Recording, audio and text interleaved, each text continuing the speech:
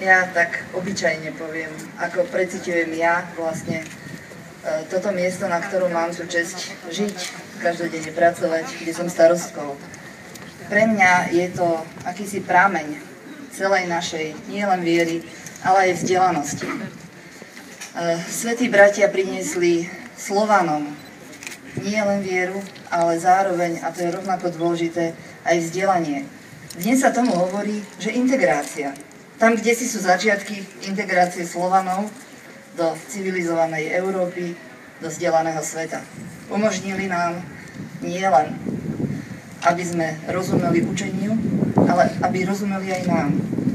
A preto takto cez nich môžeme odovzdávať to dobré a to múdre, čo je v nás, aj ďalej celému svetu.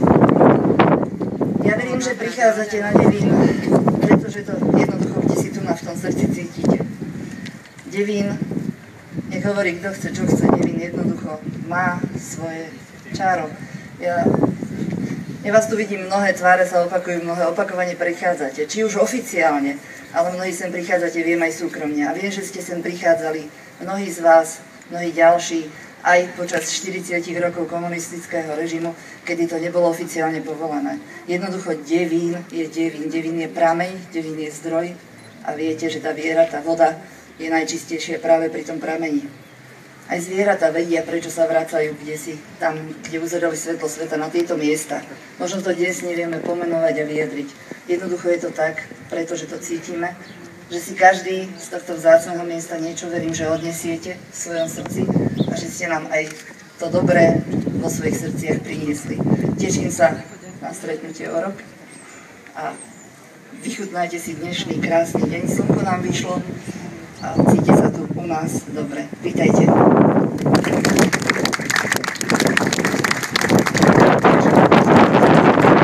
Slovo pána Bratislavského samosprávneho kraja.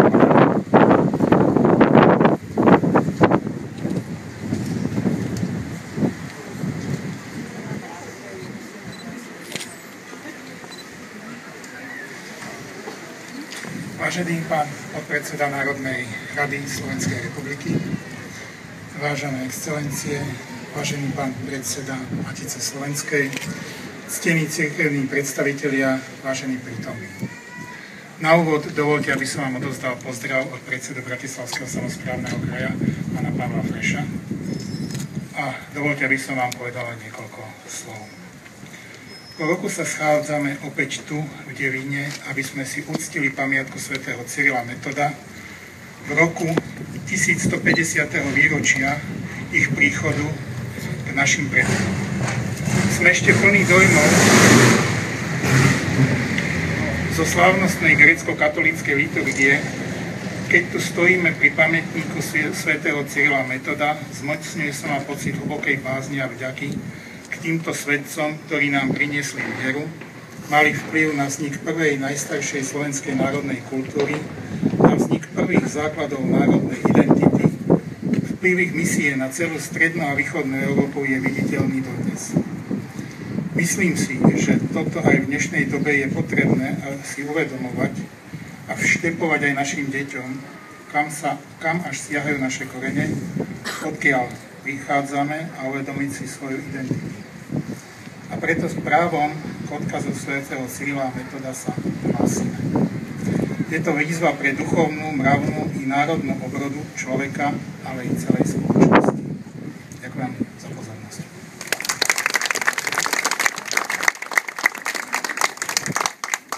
O slovo požiadal veľvyslanec Macedónska. Nech sa páči, excelencia.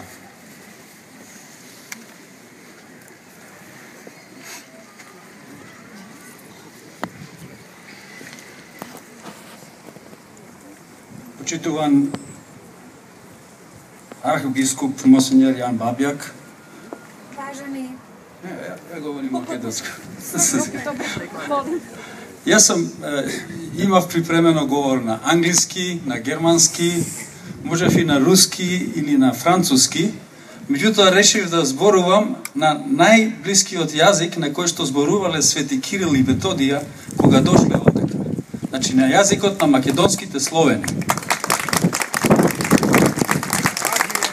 Če зборувам малку кратко. Благодарам на поканата, благодарам на литургијата, на господинот архбископ Јан Бабјак, почитуван подпредседателе на собранието на Република Словачка, почитуван председател на Словенска Матица Словенска, доктор Ткач, почитувани представници свештеници, почитувани ексцеленции, драги гости, пријатели. Големо задоволство беше за мене што и оваа година Матица Словенска не покани заеднички тука сите да присуствуваме на оваа свечаност во слава на светите Кирил и Методија, кои што 1150 години од денеска дојдоа овде да го шират Словото Христово на јазик разбирлив за сите Словени, без разлика дали се на југот од Европа, на исток, на север или на запад. Целта на светите апостоли Кирил и Методиј беше таа да ги поврзат народите преку Словото на Христа, кое што требаше да се предаде на јазик кој што ќе биде разбирлив за народот. Не на јазик на кој што малку од луѓето кои што го слушаа го разбираа. Драги пријатели, мили браќа и сестри, словаци, јас носам поздрави од територијата на која што се родиле Кирил и Методиј, Македонија, и на која што дојдоа нивните ученици повторно. Значи, учениците Свети Климент, Свети Наум, Свети Гораст, сите се вратија на местото од каде што дојдоа Кирил и Методиј, за да го продолжат нивното дело. Ве повикувам сите оние што сте биле, а и сите оние што не сте биле, да тргнете понекогаш, да одвоите малку време, да го посетите Охрид, да ги посетите местата каде што делото на светир Кирил и Методиј го продолжија нивните ученици Наум, Климент и Гораст. Уште еднаш ви благодарам на поканата, ве поздравувам сите и го кажувам поздравот на нашата православна црква Христос воскресна. Ďakujem.